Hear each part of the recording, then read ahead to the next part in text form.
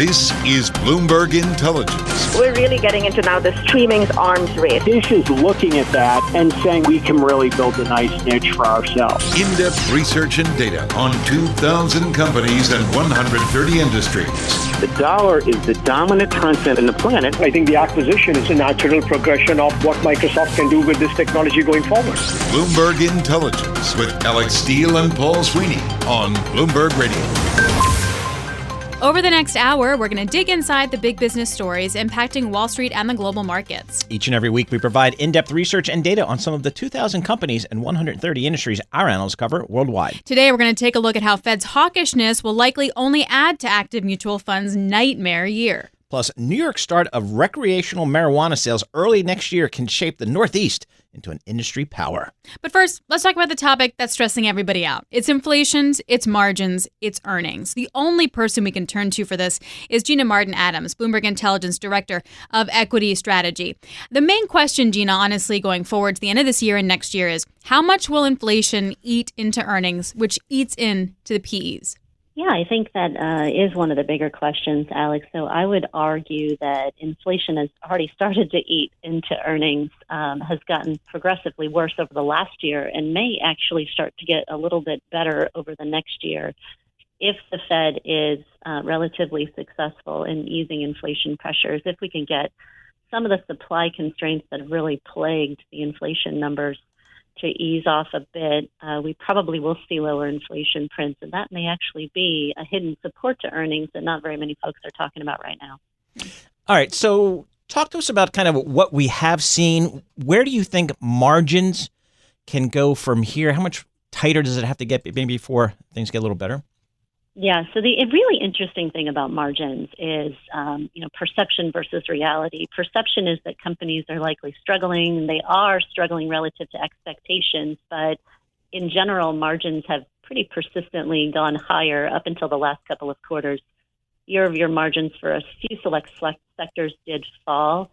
Margins are still rising for the energy companies, of course, as inflation pressures have benefited those companies through higher costs of oil and natural gas and the like.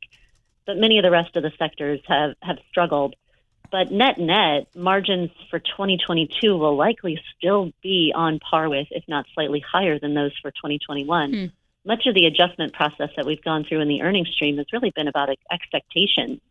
Where analysts were expecting a lot more, companies were unable to sustain or live up to those expectations, and that's created the disappointment thus far.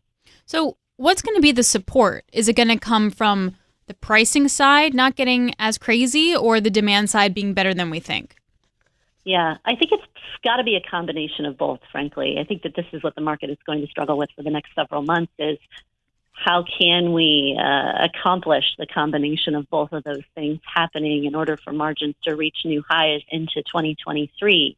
Can we see demand hold up in the face of higher interest rates, which historically have operated with a bit of a lag in terms of restraining economic growth in the U.S.? And at the same time, will those higher interest rates ultimately help support a lower inflation environment? Will we also see supply come back online? We've already started to see grains, for example.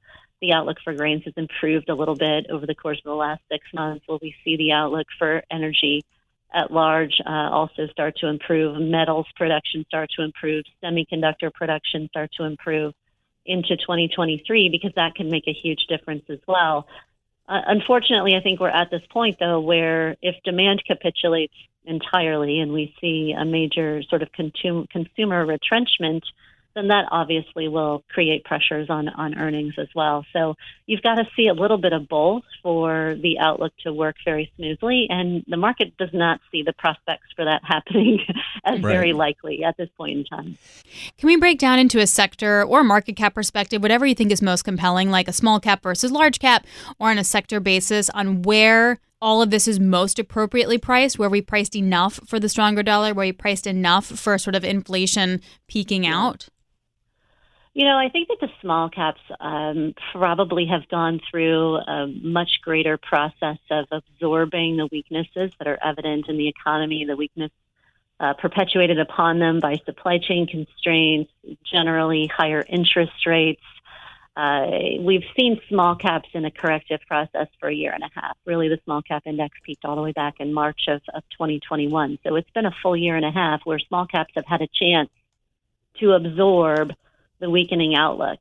Where I think the greater risk still lies is in large caps, probably even more specifically the mega cap stocks, where many investors have hidden, presuming that these stocks, many of them tech companies, some communications companies, some consumer companies, the perception on the investor base is that these are companies that have a bigger moat. They're going to survive a weakening outlook much better. Unfortunately, the result of that is because of investors hiding in those stocks, the valuation multiples for those stocks have become enormous, have embedded an enormous premium relative to the rest of the index.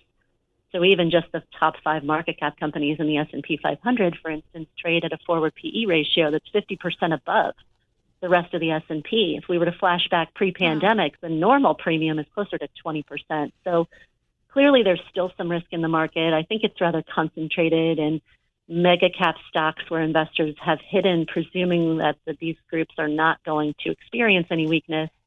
Yet we're clearly seeing in the earnings results that many of these companies are also experiencing a weakening economic outlook and a weakening earnings outlook right now. Gina, thanks so much. We really appreciate it. Gina Martin Adams from Bloomberg Intelligence. All right, coming up on the program, the ECB's first line of defense is looking shaky. You are listening to Bloomberg Intelligence on Bloomberg Radio, providing in-depth research and data on 2,000 companies and 130 industries. You can access Bloomberg Intelligence through BI Go on the terminal. I'm Alex Steele. And I'm Paul Sweeney. It's 13 minutes past the hour, and this is Bloomberg.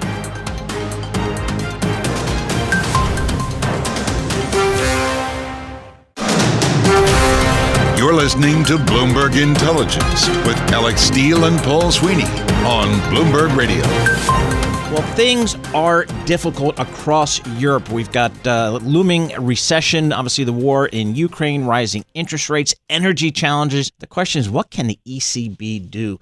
Let's bring on Hugh Worthington, Bloomberg Intelligence analyst. Hugh, the ECB kind of between a rock and a hard place here. How do you think they're going to react, and how do you think you'll see some of your European markets react? Well, obviously, I think the ECB are very worried about what's going on in inflation. I think they're particularly worried about what's happening to inflation expectations and the idea that there's been some de-anchoring going on. And as a result of that, I think they've been actually stepping up the hawkish tone recently. Isabel Schnabel at Jackson Hole stepped in for Christine Lagarde there and very much made the point that they were very worried about this de-anchoring of inflation expectations and that they need to be getting on and hiking rates. And I think that's what they're going to be doing. But obviously that also means that they're going to be stopping QE at the same time. So that's a slightly worrying turn of events, because that QE has been one thing that has done very successfully is it's managed to cap the bond spreads, and that's starting to not fall apart yet, but certainly some of the spread levels in places like Italy are becoming more elevated, and I think there's going to be a lot of focus on what they can do to try and keep that under wraps. So to that point, is it the absolute nominal level of yield in Italy, for example, or is it the spread between BTP and bonds? And that if yields rise but the spread stays steady, are we okay? Or is it just the nominal yield we have to worry about? Well, frankly, it's both. Because the one reason that throughout the whole crisis, Italian debt to GDP levels obviously ballooned from sort of very high levels of 130, 135% before the pandemic hit, to sort of 155, 160% at one point. And the one thing that kept the rating agencies relatively happy about that was the fact that they were able to raise money at very, very low levels indeed, due mainly due to QE. And actually, they were able to raise new money, refinance their existing bonds, and actually cost them less than the bonds that were falling due. Where we are now, however, with higher interest rates in outright terms, suddenly that refinancing and the new bonds are costing them quite a lot more money. At the moment, just if we stay at these current levels, you're talking about 6 or 7 billion euros a year. But if you start to sort of push up to levels we have seen in the past, and when things get more stressed, and suddenly that can double very quickly indeed. Obviously, that's got to be covered somehow by the deficit and things. So it becomes almost like a double-edged sword. So the outright level is very important, but equally that means obviously the spread is important, because bond yields are going up, the ECB is hiking. If you're looking at spreads of around sort of 200 basis points, and bond yields go to say 2.5%, then you're still under stress levels. if the spreads start to really widen more than that, then it can become almost a self-fulfilling prophecy of more difficulty for places like Italy. Yeah, you mentioned Italy, and I've learned from your research and others that when things get tough, you really have to look to Southern Europe first. That's where the risk is. So talk to us about Italy, maybe Spain. Kind of what are you seeing there, and how concerned are you, and how concerned do you think the ECB is about Italy in particular? Well, they are concerned because we obviously, when back in June, when the ECB said that they were going to be finishing QE, they said that they were working on a spread tool product, an anti-fragmentation tool, I think is the term they used, to try and stop those spreads widening. And well, it's been successful a little bit. That the announcement brought spreads back in a bit. Saying a bit more about it in July, that helped them bring spreads back in again. But basically, we're only within sort of 10 or 20 basis points from those levels, from those stress levels that we saw back in June again. So it's not working. So we need more news about that. Now, one of the problems we've got is also, if we talk about Italy, we've got elections coming up, and that can spook foreign investors in particular, and it has done in the past, and I think that's possibly what's going on now. Well, that's sort of, I think, the problem is because you have an energy crisis that's unfolding that's having different ramifications for each country. Then you have some countries, like Italy, as you mentioned, in a political, I don't want to say crisis, that's too strong of a word, but political upheaval. And then you have the ECB hiking rates. How does the ECB sort of filter what increase in rates has to do with what factor? Because if it's energy, they're not going to touch it. If it's politics, they're certainly not going to want to touch it. Well, yeah. So as you say, looking back to Italy. So let's talk about what's happened over the past year. And roughly speaking, over the past year, as people have been realised that QE is going to end, some of the foreign investors in Italy, in particular, sort of have gone for the door. So there've been about selling of about 75 billion euros of foreign investors' holdings in Italy over the past year. Now, up until June, that was actually replaced pretty much euro over euro, if you like, by QE. So that's been able to sort of help keep spreads relatively low until the summer. But now there's no QE, and they're relying on trying to basically do QE by the back door, which is taking bonds, QE-bought bonds in places like Germany and Holland, and transfer that money over to the Bank of Italy to do some QE buying there. That's all well and good, but it's running at something like sort of 25 to 30% of the level that we saw the QE flows. And that's left Italy a little bit exposed, and that's pushing those spreads wider. And I think that's why a lot of people are worried and want to hear more news about the ECB's putative anti-fragmentation tool and what they're going to do possibly to keep a cap on those spreads, because otherwise I think the market will just push them wider and wider, and they'll basically push the ECB until they actually do something and say, well, this is how our spread tool is going to work, and these are the sort of spreads it's going to target. And that's how markets tend to work. Yeah, so that's Italy. That sounds pretty grim to me. How about Spain? Because that was a problem child ago as well. It's less a market focus at the moment in Spain. But the problem is everybody in terms, apart from the likes of Holland and probably Austria and Finland, there's the Hanseatic League, if you like. Everybody moves with a beta to the spread in Italy. So if Italian spreads start to push wider, they'll drag spreads wider in places like Spain, in places like Portugal, and that's why the ECB have also said that they will try and help keep spreads there lower too, but by this donor bond scheme, if you like. But it doesn't just happen there. Actually, it also will happen in places like France as well, and it can sort of become it can spread. It can become, if you like, contagious. And I think that's certainly something the ECB will want to avoid, and that's one of the reasons why it has this. Their anti-fragmentation tool is at the sort of the top of everybody's agenda at the moment. But before we let you go, as the energy crisis evolves and worsens to many extent in Europe, what does this do to the ECB? What does it do to their mindset and how to handle it? Well, it's difficult for the ECB because I think the solution isn't really a monetary policy solution. As you've seen in the UK today, the UK has come out with some plans or some rumoured plans as to how they're going to try and cap energy prices to make keep the cost of living crisis affordable for the consumer, and that's going to play out across the whole of Europe. But it's going to be very, very expensive. Now, in the past, when you've had these big splurges in net issuance to fund things like COVID measures and what have you, that's the ECB's had everybody's back because they've had QE. But this time, QE is not going to be there. QE has been stopped. They have been trying to sort of play around at the fringes to help control those spreads in places like Southern Europe. But the fact is, this is going to cost them a lot of money. and you need to work out who is going to step in and buy these bonds, and without pushing spreads, to possibly sort of concerning levels. All right, our thanks to Bloomberg Intelligence analyst Hugh Worthington. Coming up on the program, how New York pot sales can make the Northeast an industry power. Yeah. You're listening to Bloomberg Intelligence on Bloomberg Radio, providing in-depth research and data on 2,000 companies and 130 industries. You can access Bloomberg Intelligence via BI Go on the terminal. I'm Paul Sweeney. And I'm Alex Steele. It is 25 minutes past the hour, and this is Bloomberg.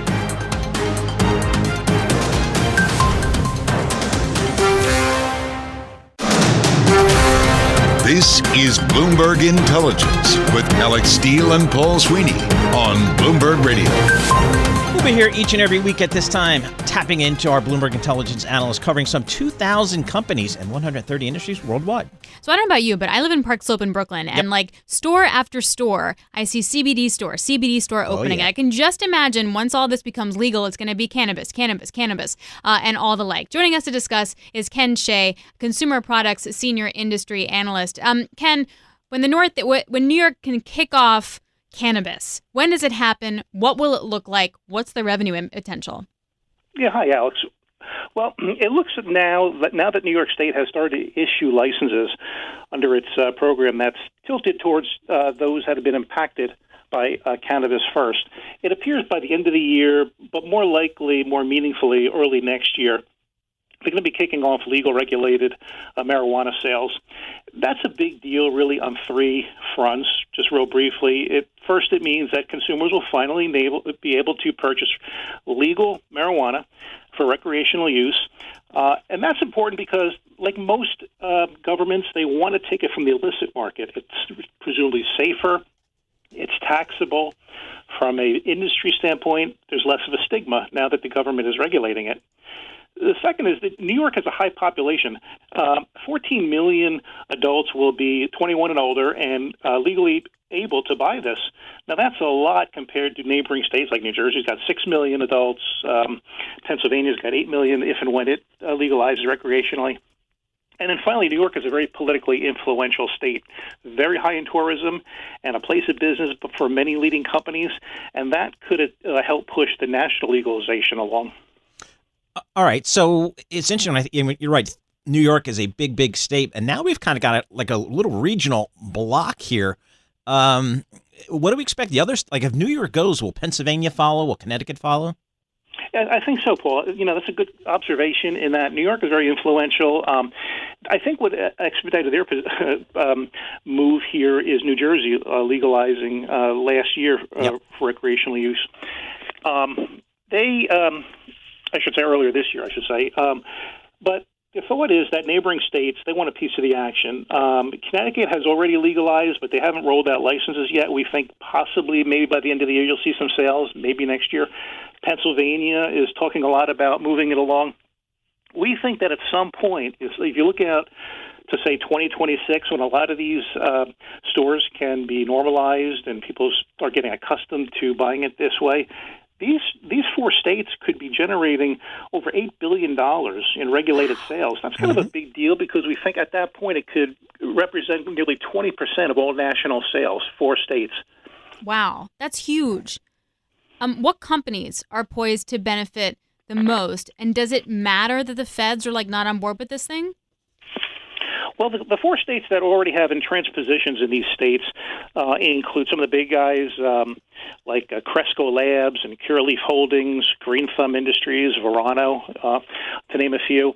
The federal government's watching this very closely. They've been slow to act. I think it's fair to say, though, under the Biden administration, even though they're not acting swiftly to legalize it, they keep talking about the merits of decriminalizing it. I mean, if you get caught with it, it's not a federal offense. It shouldn't be a criminal offense. That sounds good, but in terms of selling it and making profits and generating a business, it really has to be legal, though. And so I still think it's going to be a big political discussion point come the next national election. Again, 3/4 of the country want to see it legalized in some way. The demand is there. People want to see it legalized and have access to it. You would think it would just make sense for politicians to follow suit. This may be a really silly question and shows my complete ignorance in actually buying pot, but if when New York State actually, gets this going, do people stop going to Massachusetts to get pot and then come back to New York? Does it expand the user base? Are we going to see sales move from Massachusetts to New York, for example, or all of a sudden this pie gets materially larger? Well, technically speaking, while it's federally prohibited, cannabis cannot be brought over state lines. Sure. But is it being done? Is it being done? Probably. Let's be serious. But I'm just saying, technically, you can get caught and you can get, in trouble doing that. I think the states understand that, and they see potential easy tax revenue money. Again, it's an easy political win. It's what the people want, and when most politicians, when they see an easy tax revenue source, you think they would hop on it. I'm surprised states are still debating it. It seems to be a layup. All right, Ken, we really appreciate it. It's always fun to talk to you about this. Ken Shea, a Bloomberg Intelligence analyst. Coming up on the program, a hawkish Fed means bad news for active mutual funds. You're listening to Bloomberg Intelligence on Bloomberg Radio, providing in-depth research and data on 2,000 companies and 130 industries. You can access Bloomberg Intelligence through BI Go on the terminal. I'm Alex Steele. And I'm Paul Sweeney. It's 39 minutes past the hour, and this is Bloomberg.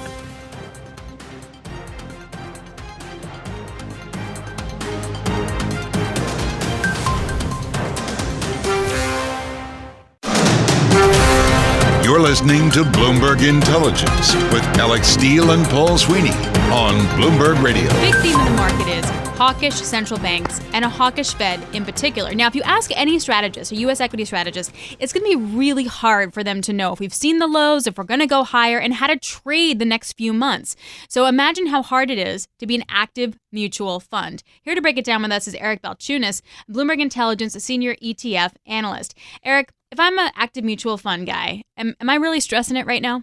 Oh, yeah. Yeah, I think not only is it tough to figure out what's going to happen, you have a Fed that's turned antagonistic against the market. Obviously, it has its reasons. It's fighting inflation, but the Fed has done a complete 180. It was really a tailwind. Now it's a headwind, right? And so it almost feels like we're in the exact opposite of the last 15 years, where when there was this sell-off on some, really awful news or something, it would only last a couple days. People would be like, wait a second, the Fed has our back. Nothing to worry about. Let's buy back in. Now it's the exact opposite. People are like, oh, here's this good bit of good news. Market goes up for a couple of days, and then people are like, wait a second, the Fed's still hiking a lot, and the market goes back down. So it's very difficult to be an investor at all, I think. Active mutual funds have a bigger problem, which is that they have all these assets that are just going away. They have lost $3 trillion in assets. 500 billion of that is from flows, and the other 2.5 billion is from market depreciation. And so this is the worst case scenario for active, in my opinion, because not only do they see investors leaving because the performance is bad, but the bull market subsidy is no longer there. It used to be they would see outflows, but the market would go up so much, their assets would actually grow beyond what the outflows were, and they would still make money. Now they're getting hit from all sides. And so they could lose up to 5 or 6 trillion in assets, which would be something in the neighborhood of 35 billion in annual revenue. And is this net flows? So, just net flows are out to this degree? Yeah, so flows and assets are two different things, and they confuse people. Assets can grow and decline based on two things: the market, right, the value of your portfolio, and flows. That would be customers coming in and out of the funds. The flows in active funds this year are negative 560 billion, which is by far a record. But 2.5 billion is lost assets from the market going down. So active has gotten so big that the bigger worry for them is honestly the market going down, not necessarily the flows. The flows are nickel dime versus the market. And what's worse this year than most years is bonds. So active bond managers have largely sidestepped the move to passive. They see inflows every year pretty much, even when active equity has been bleeding. But this year, active bond mutual funds have really been hit hard. Whenever those funds go negative, they tend to see outflows. So they have seen a record of 320 billion in outflows this year, which I also look at as an indicator on whether a rally can be sustained. Because think about it, these bond managers, this amount of outflows, they have to sell the bonds. So those outflows create a constant selling pressure on the bond market. And I believe the equity market is largely linked to the bond market. So I've been looking at those flows, and they had a little reprieve in August. For 3 weeks there, they saw inflows because remember the market turned around, but it's now back to outflows, and it's not good. We'll see where it leads. I will say if there's one upshot, it's all orderly. The outflows are like 15 billion a week, like clockwork.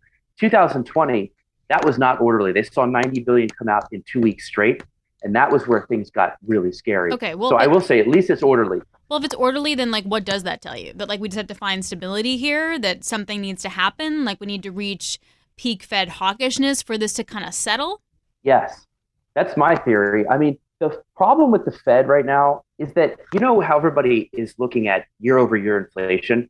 So that is going to continue to be like 8 or 9% for another 7 months, right? Until that inflation shock turns 12 months old, right? Because then the year over year will finally be down under 2%, hopefully. The month over month becomes meaningless then because, yes, okay, inflation's not going up any further and that's fine.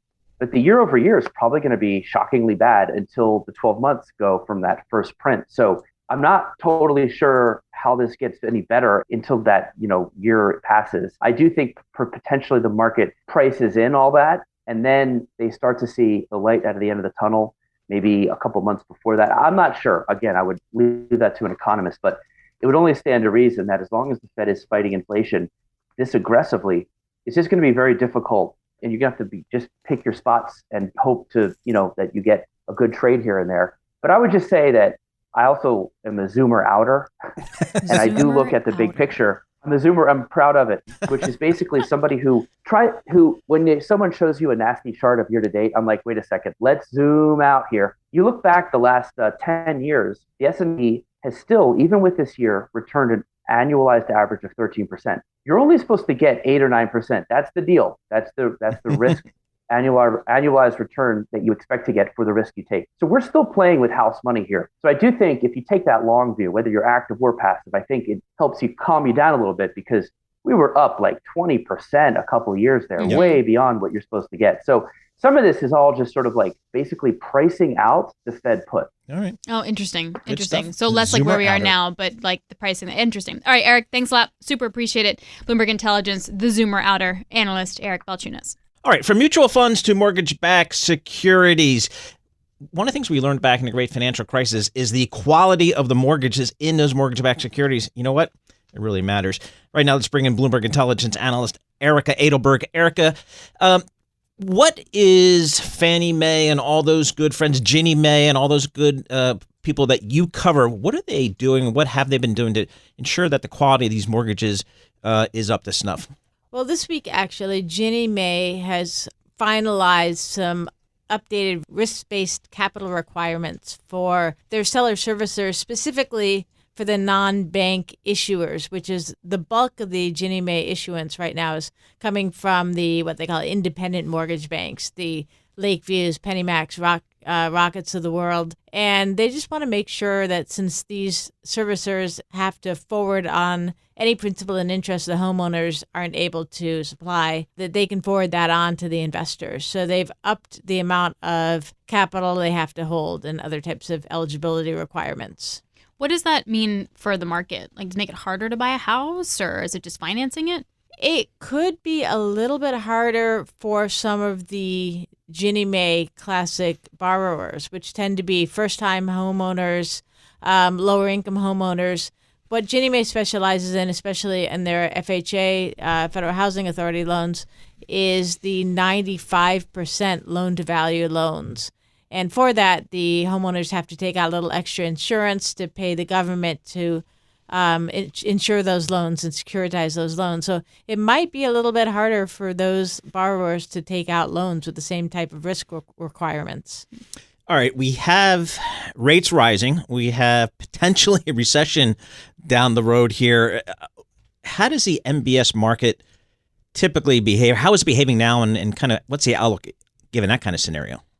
Well, the mortgage-backed securities market is having a bunch of headwinds right now, and specifically, a lot of that's coming from the fact that not so much that we're heading to a recession, but the fact that the economy is too strong, inflation is too high. So as I think most listeners probably know, the Fed has been raising interest rates, and they're also stopping their asset purchase program. They've stopped their asset purchase program of mortgage-backed securities.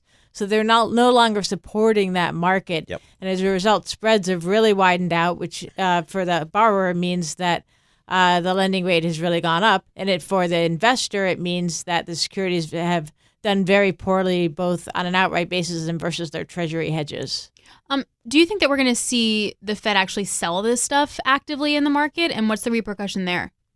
There is certainly a chance they will sell mortgage-backed securities, but it is not in the imminent future because they don't want to disrupt the markets. Right now, they're going to see how just letting the portfolio run off by not reinvesting principal payments and refinancing does. So that's already helped the mortgage market to underperform quite a bit. At some point, though, they have said their primary goal is to have mostly treasuries in the portfolio. So at that point, maybe a year down the line, maybe, at least 6 months down the line, once runoff is fully established in the marketplace, they might consider selling. But I really, it sounds to me from listening to the Fed chairman talk and others talk that they don't want to disrupt the market. So their goal is not to do it in a way that widens spreads further if possible. So I think the size would be relatively small. What's the mortgage-backed market's view on just the housing market in general here? I think the consensus just from the buyers and, hey, we've peaked, we had a great run, we've peaked, rates are rising, that's probably it. Is there concern in the mortgage-backed market? Yeah, it's funny how, some things that are good for housing are bad for mortgage-backed securities and vice versa. In this case, what's not great for housing is also not great for mortgage-backed securities because so many of the mortgages that are making up the mortgage-backed securities market are at a much lower coupon, which means they're a much lower dollar price.